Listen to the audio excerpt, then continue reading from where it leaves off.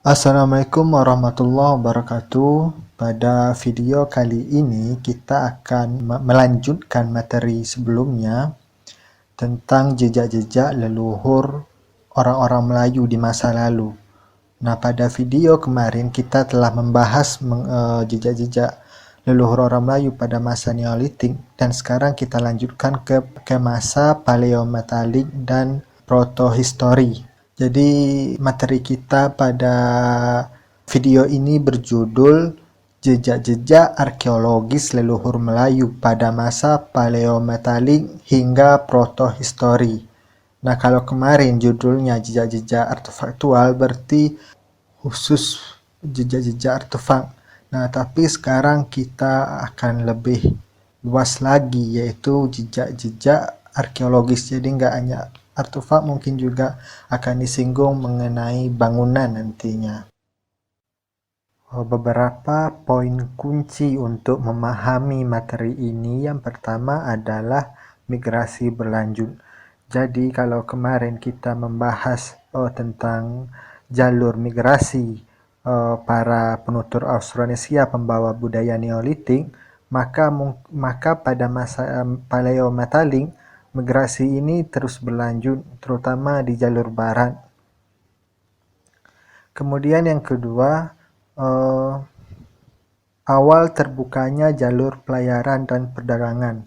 Jadi di masa ini terdapat bukti-bukti awal tentang adanya jalur perdagangan antara penduduk orang-orang Austronesia yang ada di Kepulauan Asia Tenggara dengan orang-orang dari luar, dari mancanegara atau dari budaya lain, misalnya dari India, dari Cina, dari Timur Tengah.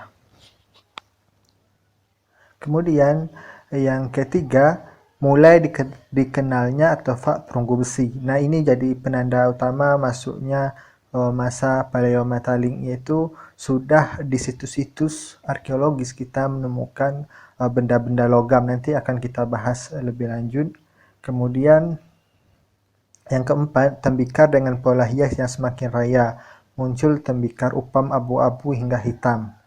Nanti juga akan kita bahas. Kemudian yang kelima, munculnya kebudayaan megalitik dan penguburan tempayan. Nah, karena telah munculnya peralatan logam, maka manusia juga sudah mulai membangun bangunan yang terbuat dari batu-batuan yang berukuran besar gitu.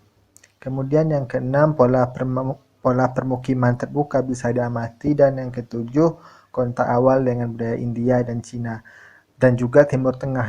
Nanti kita akan bahas. Di bagian judul tadi sudah disebut istilah Paleometalik. Lantas apakah arti dari Paleometalik itu?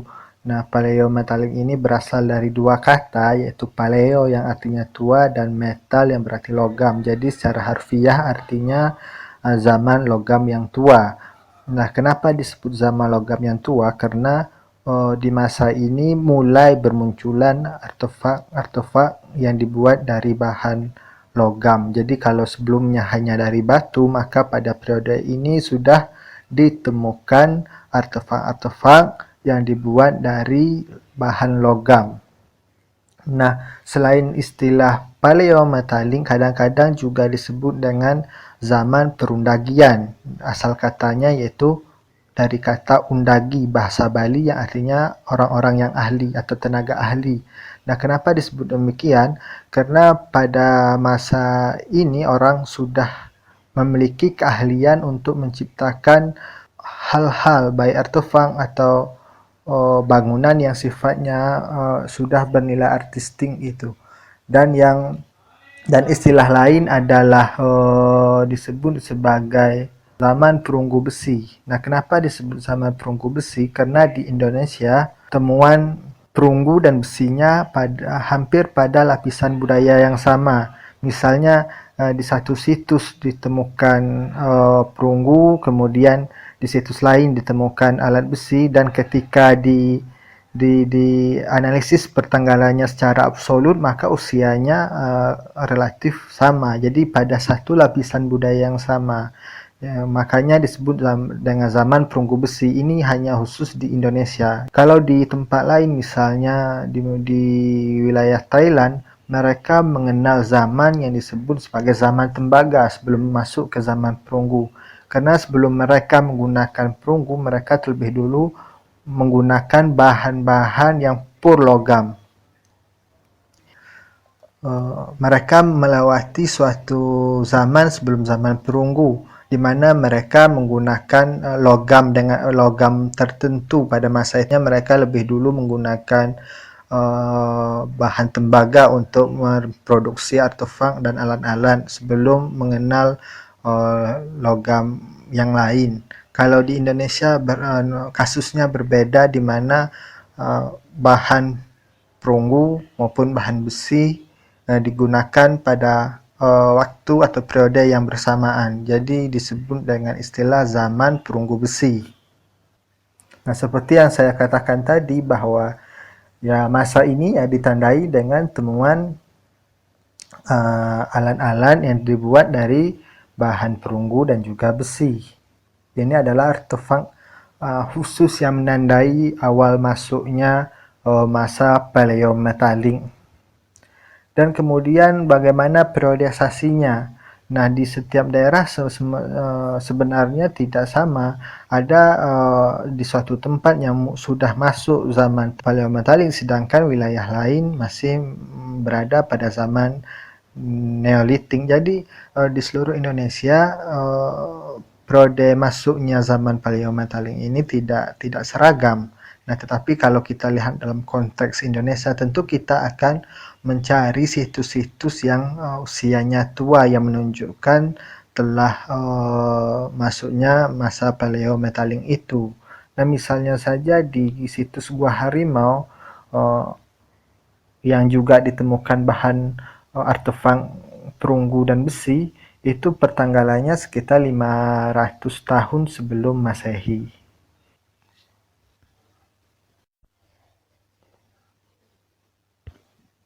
Tadi sudah disinggung mengenai istilah perunggu. Apa itu perunggu? Nah, kalau di tempat lain perunggu, bahasa lain misalnya dalam bahasa Melayu, perunggu dikenal dengan istilah gangsa. Nah, sebenarnya perunggu ini adalah logam yang dicampur sehingga membentuk unsur baru atau bahan baru yang dinamakan perunggu. Nah, perunggu ini dibentuk dari campuran beberapa unsur logam. Unsur yang paling banyak adalah tembaga, yaitu lambang kimianya Cu. Ini kemudian juga ada timah, lambang kimianya Sn, dan juga timbal atau timah hitam yang lambang kimianya Pb kalau tidak salah. Jadi unsur utama dari pembentuk artefak perunggu yang ada di Indonesia ya 3 bahan itu, meskipun juga ditemukan bahan-bahan lain seperti mangan, fosfor di dalam artefak perunggu dalam presentasi yang sangat kecil. Ini khusus untuk perunggu yang ada di perunggu zaman paleometalik yang ditemukan di Indonesia. Kalau di tempat lain mungkin juga ada perbedaan komposisi logam yang digunakan. Nah, beberapa artefak perunggu yang ditemukan di Indonesia antara lain adalah kapak corong. Nah, kapak ini juga banyak tipenya. Kalian bisa lihat tulisan dari Pak Sujono yang telah membagi temuan kapak perunggu ini dalam berbagai tipe. Kemudian juga nekara. Nekara kalau istilah Indonesianya nekara, tapi kalau di istilah Malaysia disebut sebagai gendang gangsa. Nah, jadi ini adalah sebuah drum yang dibuat dari bahan perunggu. Nah, nekara ini sebenarnya juga banyak tipenya. Ada tipe 1, tipe 2, tipe 3, tipe 4, dan tipe pejeng. Jadi ada banyak tipe. Jadi yang biasanya tipe 1 ini adalah negara-negara yang memang diproduksi di tempat di luar wilayah Asia Tenggara Kepulauan. Kemudian artefak yang ketiga yang biasa ditemukan adalah bejana, bejana perunggu. Nah, bejana ini hanya sedikit sekali ditemukan di dunia. Kalau di Indonesia ditemukan di Kerinci, kemudian di Subang, kemudian juga di Kalimantan, juga di Lampung, dan di Madura. Ada 5. Kalau temuan di Indonesia ada 5. 2 temuan yaitu Kerinci dan Madura tersimpan di Museum Nasional Jakarta. Kemudian yang temuan Lampung kalau tidak salah ini ada 2 temuan, tetapi yang tersisa sekarang hanya ada satu bejana dan disimpan di Museum Lampung. Kemudian yang terakhir ini adalah temuan dari wilayah Subang dan sekarang disimpan di Museum Subang. Satu lagi yang temuan Kalimantan ini disimpan di luar negeri, tetapi disebutnya temuan dari Kalimantan. Jadi hanya ada sedikit temuan artefak perunggu berbentuk bejana. Kalau wilayah lain yang disebutkan oleh Hikaran itu ditemukan di wilayah Kamboja. Ini pola hiasnya sangat mirip dengan yang ditemukan di Madura. Kemudian artefak yang terakhir ini adalah berbagai macam bentuk perhiasan yang dibuat dari perunggu.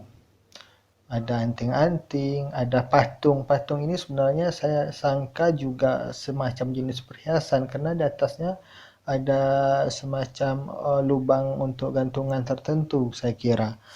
Kemudian satu lagi yang tidak saya tulis di presentasi ini adalah senjata. Ternyata ada pisau yang terbuat dari perunggu dan mungkin fungsinya itu bukan untuk keperluan sehari-hari, tapi lebih pada fungsi sakral gitu.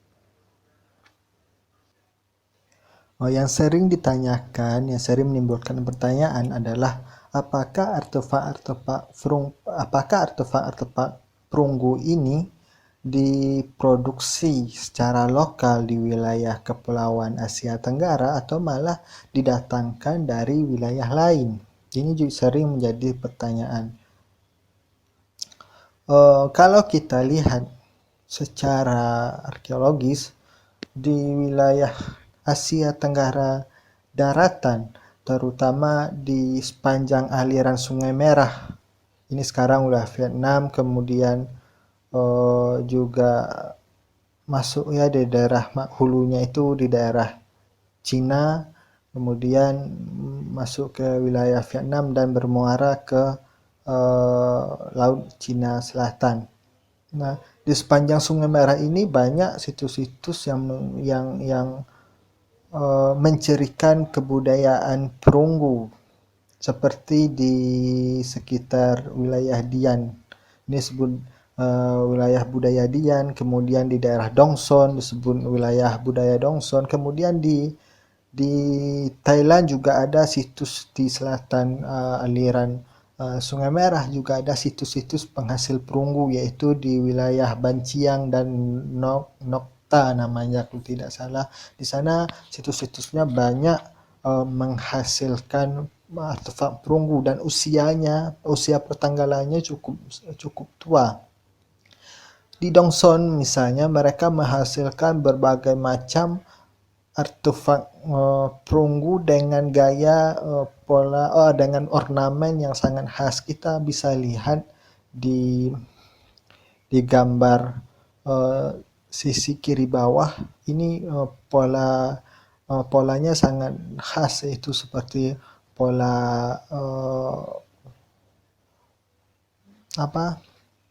pola tali yang sudah dikepang gitu. Kemudian ada pola lingkaran konsentris. Ini sangat khas gaya Dongson atau disebut Dongsonian. Dan temuan perhiasan yang memiliki pola hias yang sangat khas ini juga ditemukan di situs Gua Harimau di lapisan paleometaliknya, dan kita lihat ornamennya sangat mirip dengan perunggu yang dihasilkan dari budaya Dongson.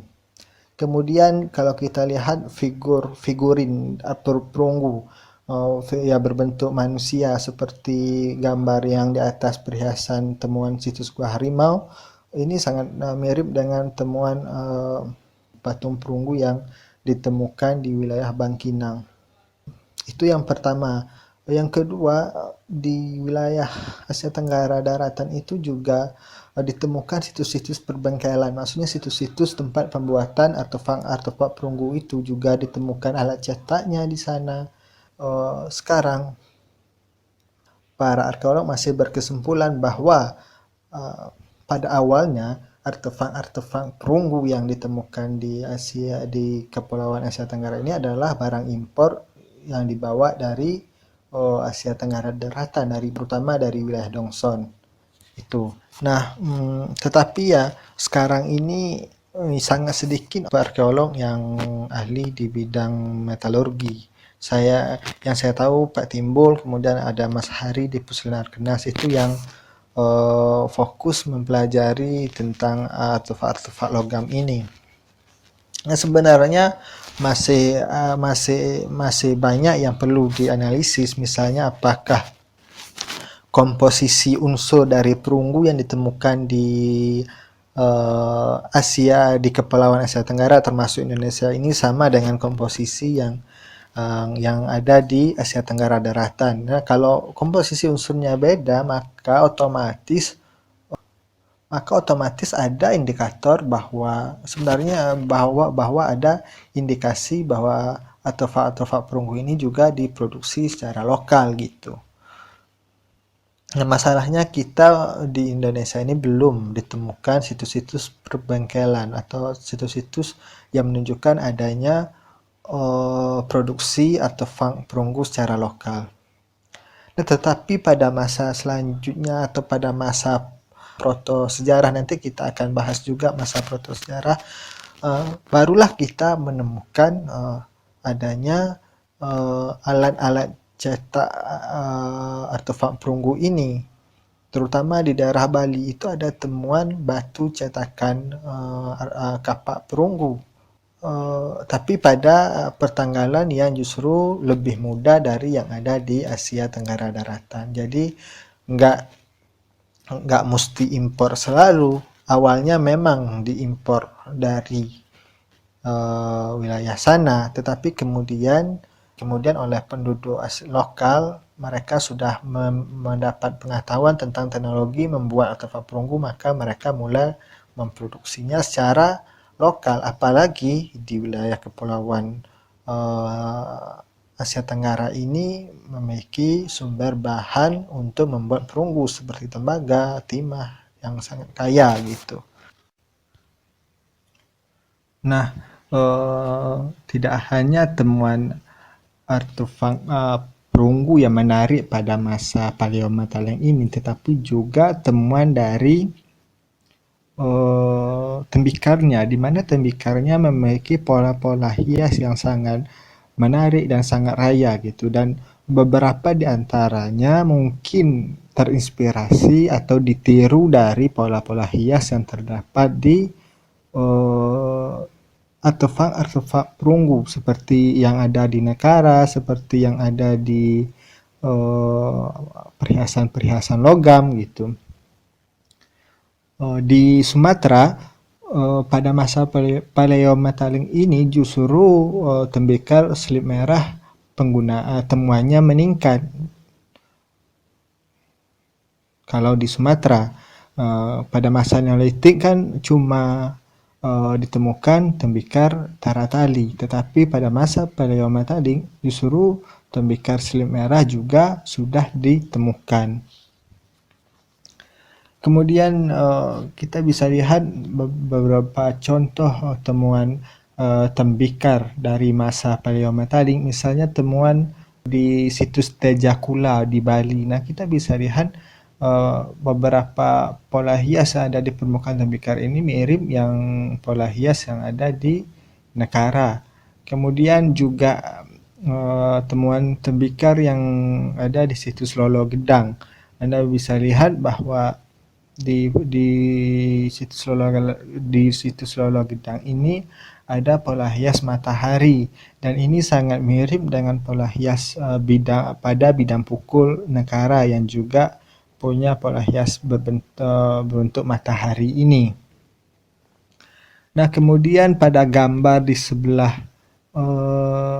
kanan bawah ini adalah beberapa contoh pola hias pada tembikar yang ditemukan pada situs Punguyen di Vietnam, dan ini disebut sebagai situs pre-Dongsonian, jadi sebelum munculnya kebudayaan Dongson. Di sini justru tembikar-tembikarnya yang menjadi pola hias tembikar dari Punguyen ini menjadi ditiru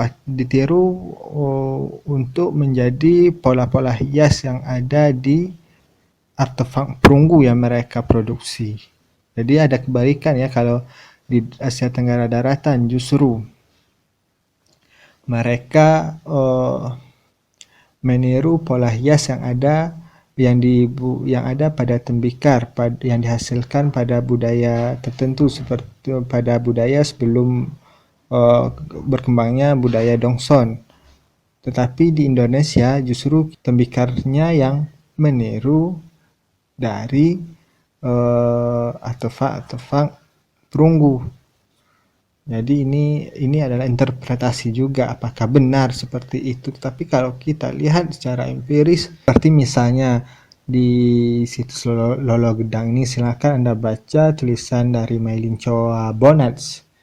Nah, dia berkesimpulan bahwa pertama, temuan tembikar dengan pola hias matahari ini adalah pada lapisan budaya paleometaling, dibuktikan dengan hasil pertanggalan C14 yang ada di situs Lolo Gedang, kemudian dikuatkan lagi dengan pertanggalan thermoluminescence, kalau tidak salah hasilnya sekitar abad 7 sampai 8 Masehi.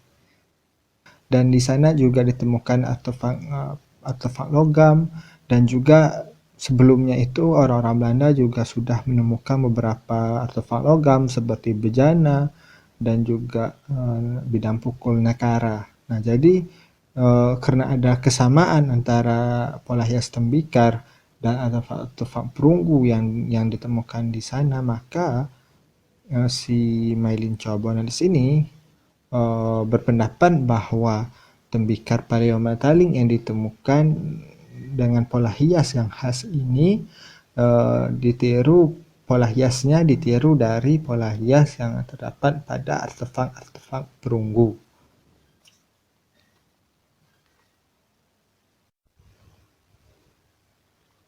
Selanjutnya kita akan membahas masa protohistori atau protosejarah. Nah, apa pula pengertian dari protosejarah ini? Kalau kita lihat secara harfiah, ini berasal dari dua kata, yaitu proto, tua, dan sejarah atau histori. Jadi sejarah yang tua, maksudnya gimana? Nah, protosejarah ini digunakan untuk menunjukkan masa peralihan dari masa prasejarah ke masa sejarah, dan masa protosejarah ini ditandai dengan meskipun masyarakat yang berada pada masa protosejarah belum mengenal tulisan, tetapi keberadaan mereka telah disebutkan dari catatan atau berita dari wilayah lain yang telah mengenal tulisan. Misalnya tentang Kepulauan Asia Tenggara yang saat itu masih belum mengenal tulisan, tetapi keberadaan mereka sudah diberitakan dari kebudayaan lain seperti kebudayaan Cina yang sudah masuk masa sejarah, kemudian juga dari catatan Yunani yang juga sudah masuk yang berada pada masa sejarah. Jadi saat Kepulauan Asia Tenggara sudah disebutkan di berita atau catatan dari wilayah lain yang sudah masuk masa sejarah, maka saat itulah di Kepulauan Asia Tenggara memasuki masa yang disebut masa proto-sejarah. Periodisasinya juga tidak bisa ditentukan secara pasti karena nanti ada tumpang tindih antara masa paleometaling dan masa protosejarah. Di masa protosejarah bukan berarti periode paleometaling berhenti. Justru pada masa protosejarah temuan-temuan perunggunya semakin banyak gitu. Nah, untuk di Indonesia sendiri, periode protosejarah ini dimulai pada awal abad Masehi dan berakhir sekitar abad keempat atau kelima Masehi setelah munculnya tulisan pada prasasti. Nah, kalau kemudian apa saja hasil budaya ya pada masa protosejarah ini, ya seperti yang saya katakan tadi bahwa masa protohistori ini kelanjutan dari masa paleometaling, sehingga temuan-temuannya juga sama. Pada masa ini juga ditemukan tembikar dengan pola yang raya, kemudian juga ditemukan artefak perunggu, juga ditemukan artefak besi. Tetapi ada yang khas lagi bahwa di masa ini kita menemukan barang-barang yang diproduksi oleh kebudayaan lain seperti dari India dan Timur Tengah dan Cina, dan pada masa ini pada masa protosejarah sudah mulai ditemukan. Dan mengapa kita tidak menyebut artefak-artefak perunggu bergaya Dongson sebagai budaya yang sangat asing? Karena para arkeolog masih menganggap orang-orang Dongson yang menghasilkan artefak perunggu ini masih satu rumpun budaya dengan orang-orang yang menghuni Kepulauan Asia Tenggara, seperti materi kita sebelumnya bahwa di lembah Sungai Merah itu di daerah Yunan itu adalah asal usul dari penduduk Austronesia, masyarakat yang menuturkan bahasa Austronesia maupun yang menuturkan bahasa Austroasiatik, dan penduduk ada di Asia Tenggara Kepulauan juga nenek moyangnya berasal dari sana gitu. Jadi masih secara bahasa mereka masih satu budayaan. Jadi tidak dipandang sebagai budaya yang sangat asing gitu.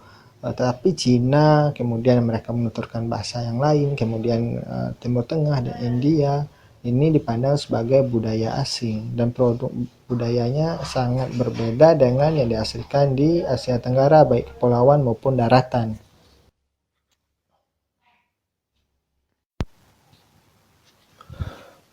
Oke, kita lanjutkan lagi pembahasan presentasinya. Nah, ketika alat-alat logam telah mulai masuk ke Kepulauan Asia Tenggara, maka masyarakatnya sudah mampu menciptakan berbagai struktur dan bangunan yang dibuat dari batu. Mereka mulai memanfaatkan batu-batu yang berukuran besar kayak untuk berbagai keperluan, terutama untuk keperluan yang bersifat sakral gitu. Nah, kalau kita lihat kata megalitik sendiri kan berarti batu besar. Mega berarti sangat besar dan litik adalah batu, berarti budaya megalitik adalah budaya batu besar. Dulu orang mengaitkan megalitik sebagai periodisasi, tetapi sekarang tidak lagi. Paradigmanya berubah bahwa megalitik adalah bentuk kebudayaan, dan megalitik ini periodenya tidak terlalu tua. Kalau dulu pendapat yang dulu mengatakan bahwa megalitik ini dari 3000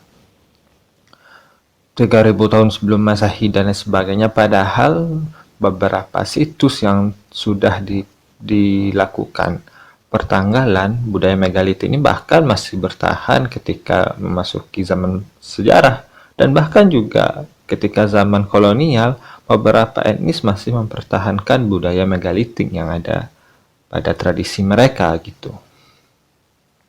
Jadi sangat keliru ya jika ada pendapat yang mengatakan bahwa keberadaan budaya megalitik ini sekitar 3.500 tahun Masehi.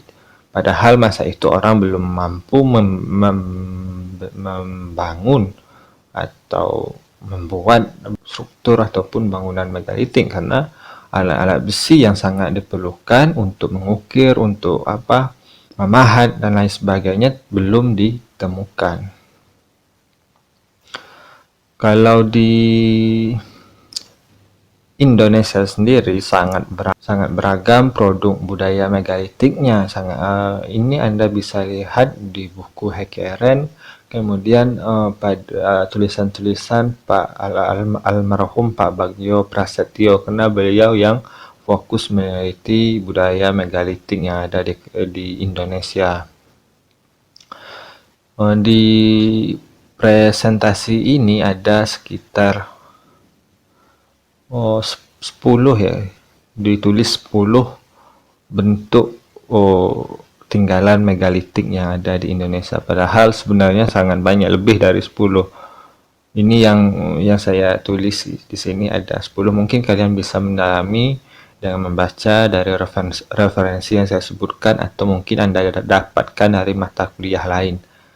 Di sini saya hanya menampilkan 10 bentuk budaya megalitik, dan juga gambarnya cuma ada 5 gitu. Yang pertama yang disebut sebagai menhir atau batu tegak. Ini bisa dilihat di gambar 1. Tinggalan menhir ini sangat banyak, mulai dari Sumatera terus ke Papua kita menemukan adanya tinggalan berupa menhir atau batu tegak ini. Fungsinya arkeolog menafsirkan sebagai media untuk pemujaan terhadap roh-roh leluhur. Ini adalah pendapat umum dari peneliti. Kemudian yang kedua, kubur batu. Ini ada keliru ya. Yang gambar nomor 2 itu seharusnya adalah dolmen, bukan kubur batu. Nah, kalau kubur batu ini semacam kuburan yang dibentuk dari susunan batu kemudian ditimbun lagi dengan tanah. Kemudian yang disebut sebagai dolmen. Dolmen ya, ini yang seharusnya di gambar nomor 2 itu adalah dolmen. Dolmen ini adalah batu datar dan di bawahnya terdapat susunan batu lagi, seperti meja gitu, seperti meja. Fungsinya mungkin untuk meletakkan sesajian di masa lalu. Yang keempat, punden, nggak ada gambarnya. Ini adalah susunan batu yang berteras-teras. Kemudian yang kelima, arca batu seperti ya ada di gambarnya, gambar nomor 5. Ini tinggalannya sangat banyak. Batu megalitik ini seperti tinggalannya terkonsentrasi di wilayah Pasmah. Kemudian juga ada di daerah Poso atau Lembah Bada. Di sana banyak ditemukan arca megalitik. Kemudian batu dakon, di mana batu dakon ini batu yang terdapat lubang-lubang yang mungkin difungsikan untuk ritual atau lain sebagainya, ya mirip alat permainan itu istilahnya congklak, ada lubang-lubang di atas batu. Kemudian yang ketujuh, lesung batu. Ini biasa batu yang ada lubangnya yang besar yang difungsikan sebagai tempat untuk menumbuk padi. Kemudian sarkofagus atau peti batu ini tinggalannya banyak di daerah Bali, di mana peti batu ini digunakan untuk penguburan. Di sana ditaruh tulang belulang dari manusia yang telah meninggal. Dan sarkofagus di sana itu cukup unik karena bentuknya itu dibuat mirip seperti kura-kura. Kadang-kadang juga di permukaan batu juga dibuat pola hias yang bermotifkan kedok atau wajah manusia. Ini sangat unik kalau yang ada di Bali. Kemudian yang ke-9, batu datar. Ya, batu datar ini mirip dengan dolmen, tetapi ya tanpa ada batu penyangga di bawahnya. Kemudian ke-10, batu selendre ini juga sangat spesifik dan tinggalan megalitik yang sangat spesifik di Indonesia. Batu megalitik ini hanya ditemukan di wilayah Jambi seperti Kerinci dan Merangin. Ya, bentuknya ada yang selendre, ada yang kerucut, dan kemudian ditaruh, tidak ditegakkan tetapi direbahkan gitu dalam posisi horizontal. Di permukaannya juga ada berbagai macam motif atau pola hias, mulai dari suluran, kemudian lingkaran konsentris, kemudian wajah manusia atau manusia, dan manusia dalam berbagai sikap, dan juga pola antropomorfik. Dan lain-lain. Ini sangat banyak sekali ya tinggalan budaya megalitik. Ada kalau di wilayah Sulawesi Utara ada yang namanya waruga. Fungsinya, bentuknya sangat berbeda, tetapi fungsinya juga untuk meletakkan jenazah dan jenazah orang-orang yang telah meninggal. Kemudian di Pasemah juga ada istilahnya tetralit, itu susunan batu yang polanya 4 gitu. Di batu-batu besar tapi disusun dalam formasi tertentu, misalnya disusun menjadi 4 atau 3 dan lain sebagainya. Ini juga ada. Kemudian di Pasemah juga ditemukan, ya, karena mereka sudah mengenal alat besi, yaitu goresan yang berbentuk wajah manusia atau gambar manusia, tapi dalam bentuk goresan ya, ukiran di batu-batu besar dan dibuat dengan teknik mengukir gitu. Ini sangat menarik sekali. Ada banyak tinggalan budaya megalitik. Nanti kalian bisa baca lebih mendalam di referensi yang saya sebutkan tadi.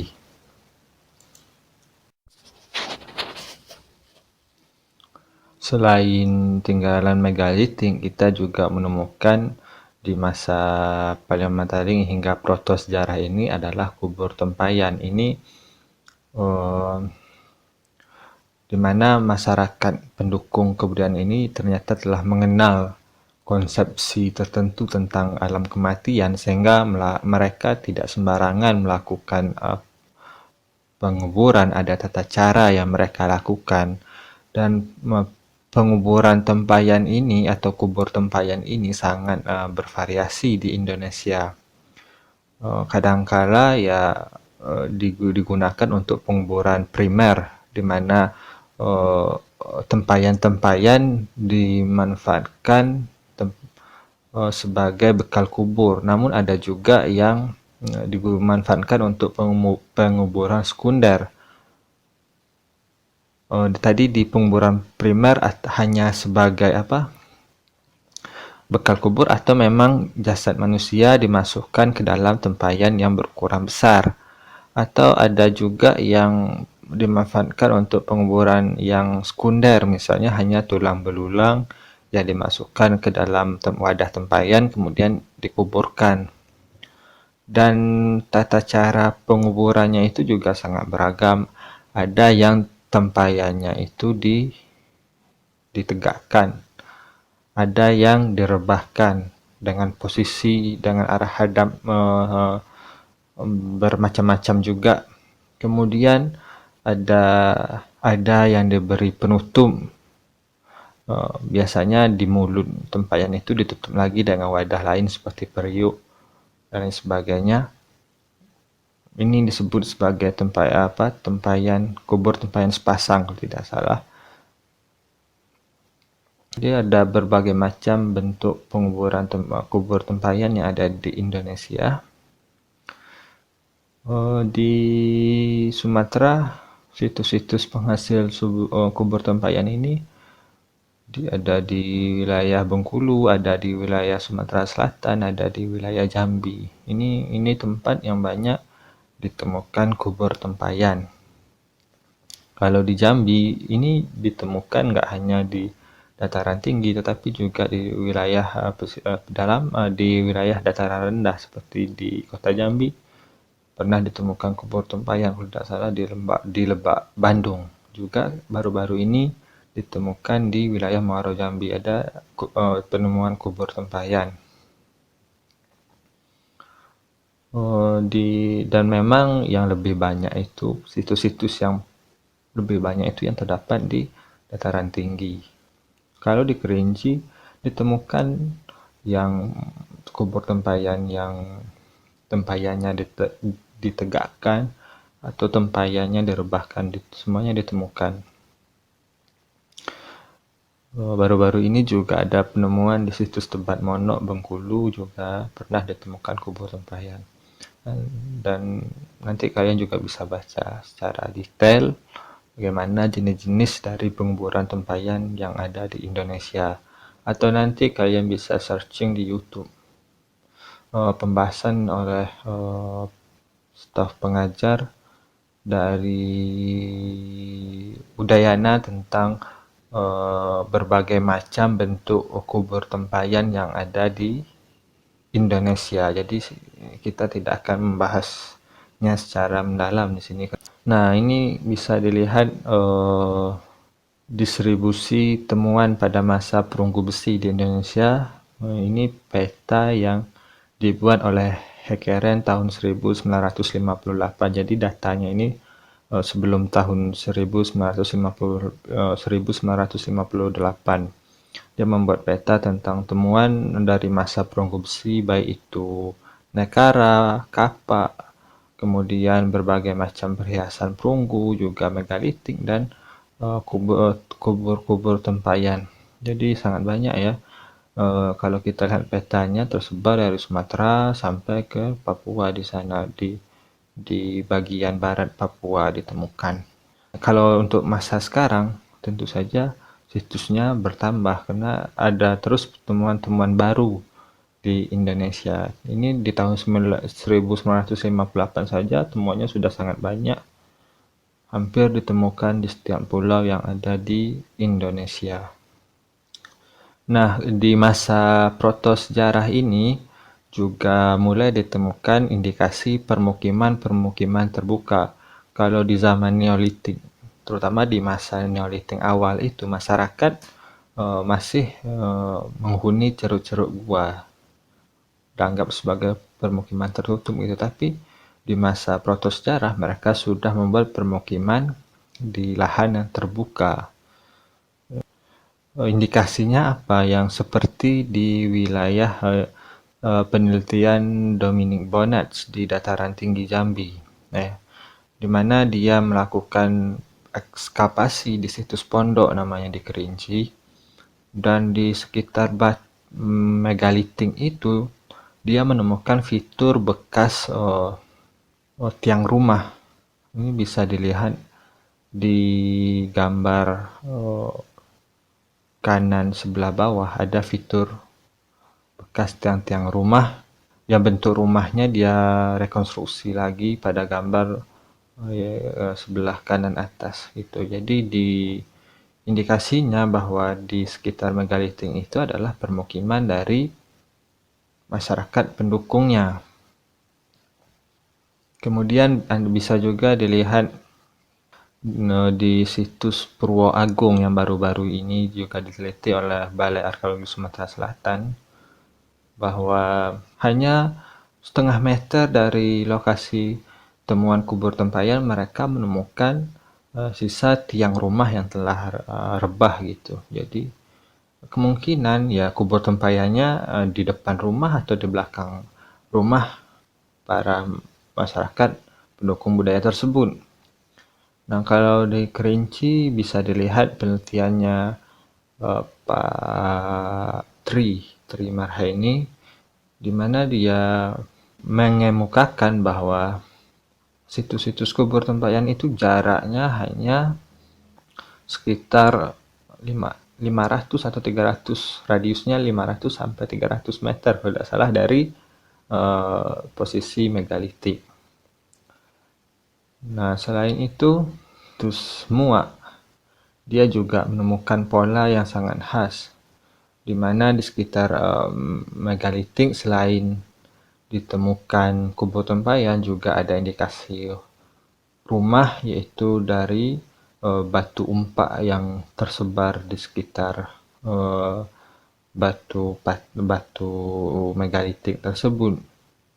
dan diduga sebagai umpak sebuah rumah gitu. Juga ada sisa-sisa aktivitas manusia, baik itu tembikar maupun senjata yang terbuat dari besi.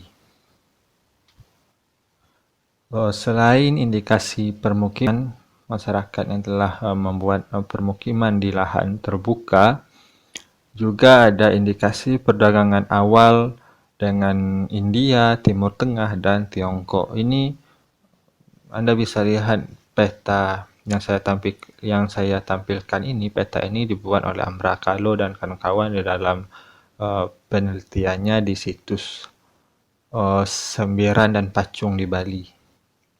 Dia membuat semacam peta jalur pelayaran awal, bahkan yang menghubungkan wilayah Kepulauan Asia Tenggara dengan Asia Tenggara Daratan, dengan India Selatan, dan bahkan sampai ke wilayah Mesir gitu. Ada jalur pelayarannya. Nah, apa saja bukti artefak yang menunjukkan adanya indikasi pelayaran awal, indikasi jalur perdagangan awal dengan secara luas, secara internasional di masa itu, di masa awal-awal abad Masehi itu. Yang pertama adalah temuan dari manik kaca. Disebut juga manik kaca yang monokrom, warnanya monokrom, jadi satu warna. Ini temuannya, gambar yang di dalam presentasi ini salah satu gambarnya bisa dilihat di gambar sebelah kiri. Ini temuan di kawasan Karangagung Tengah, Sumatera Selatan. Anda bisa lihat manik-manik yang terbuat dari bahan kaca dan warnanya itu monokrom, satu warna. Ada yang warnanya biru tua, ada yang warnanya merah tua. Ini biasanya dikenal juga dengan istilah multisalah.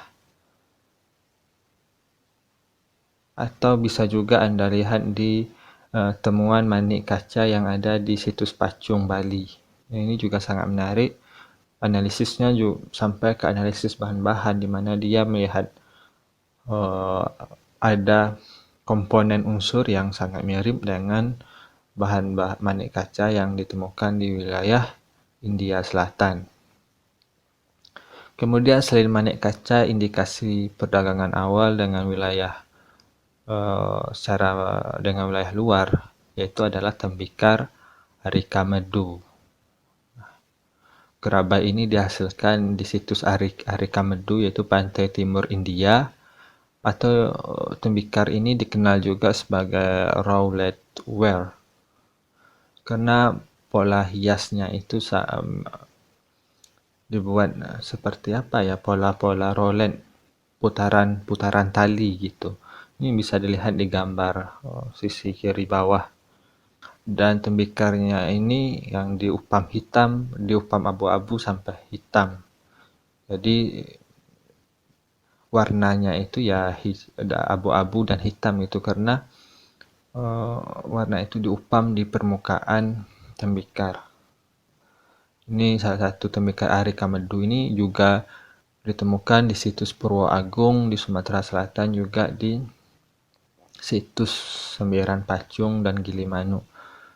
Jadi ada yang berpendapat bahwa memang tembikar itu dibawa langsung dari Arikamedu. Namun ada juga yang berpendapat bahwa tembikar itu diproduksi secara lokal tapi dengan meniru gaya tembikar-tembikar yang diproduksi di Arikamedu, terutama pola roletnya itu. Kemudian selain jejak-jejak artefaktual yang berasal dari India, juga ada temuan artefak yang dihasilkan dari Cina seperti keramik-keramik dinasti Han. Nah, ini bisa dilihat temuan keramik Han yang ada di Kerinci ini, kalau tidak salah cuma ada 3. Kemudian ada juga yang ditemukan di wilayah Sarolangun. Sangat menarik karena keramik Han ini ditemukan di wilayah Kerinci dan ada juga indikasi ditemukan di wilayah Lampung. Keramik Han ini cukup unik karena glasirnya itu saya baca juga masih belum begitu sempurna dengan glasir yang dihasilkan pada masa dinasti setelahnya. Glasirnya ini mudah terkelupas sehingga yang apa yang kita lihat ada bagian-bagian yang telah mengelupas karena ya memang pembakarannya itu tidak sempurna gitu. Nanti yang secara mungkin saya tidak akan jelaskan bagaimana keramik Han secara detail karena konteks kita kan bukan belajar keramologi, nanti kalian bisa dapatkan di mata kuliah lain. Saya hanya menunjukkan bukti bahwa ada indikasi jalur perdagangan awal di masa proto sejarah ini. Selain dari Cina ada juga yang berasal dari sangat menarik, yaitu dari wilayah India Utara. Ini berdasarkan temuan di situs Sembiran dan Pacung di Bali. Di daerah di Pacung itu ditemukan cincin yang bermotifkan orang mengendarai kuda atau horseman, ksatria berkuda. Ini cincin ini sangat khas karena diindikasikan ini adalah produksi di wilayah Sirkap India Utara pada masa kalau tidak salah Saka Persia kalau tidak salah, sebuah kerajaan yang berkuasa di wilayah India Utara sekitar awal-awal dari abad 5 Masehi sampai ke awal-awal Masehi. Dan situs Sembiran dan Pacung ini menghasilkan pertanggalan ya sekitar awal-awal Masehi itu yang menunjukkan adanya jalur perdagangan dengan wilayah tersebut. Anda bisa baca penelitian di wilayah Sembiran dan Pacung juga di wilayah Gilimanuk ini dari tulisan Amrakalo dan kawan-kawan juga dari Iwayan Ardika. Ini tulisannya sangat menarik karena situs ini adalah situs awal di masa proto sejarah. Kalau di wilayah Sumatera Selatan Anda bisa baca tulisannya Pak Nur Hadi Rangkuti dan Mas Ruli Fauzi. Karena di situs seperti kawasan Karangagung Tengah, Purwo Agung, dan lain sebagainya itu, air sugihan ini menghasilkan situs-situs masa proto sejarah atau disebut juga sebagai situs-situs pra-Sriwijaya. Ini sangat menarik karena temuan-temuannya ini ada manik-manik dari luar negeri.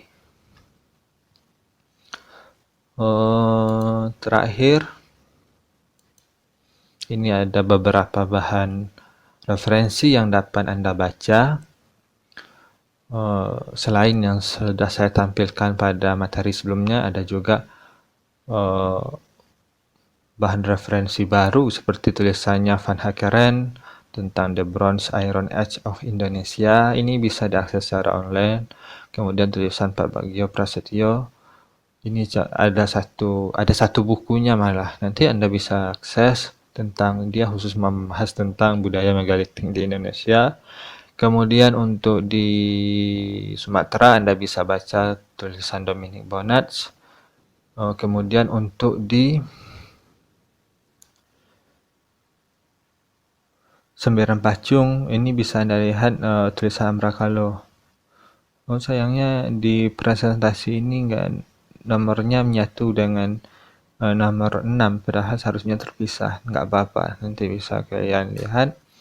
Kemudian di Sumatera Selatan bisa baca tulisannya Pak Nur Hadi Rangkuti dan Mas Ruli Fauzi. Dan terakhir di Kerinci bisa baca tulisannya Pak Tri Marhaini. Jadi sekian dulu materi hari ini. Terima kasih. Wassalamualaikum warahmatullahi wabarakatuh.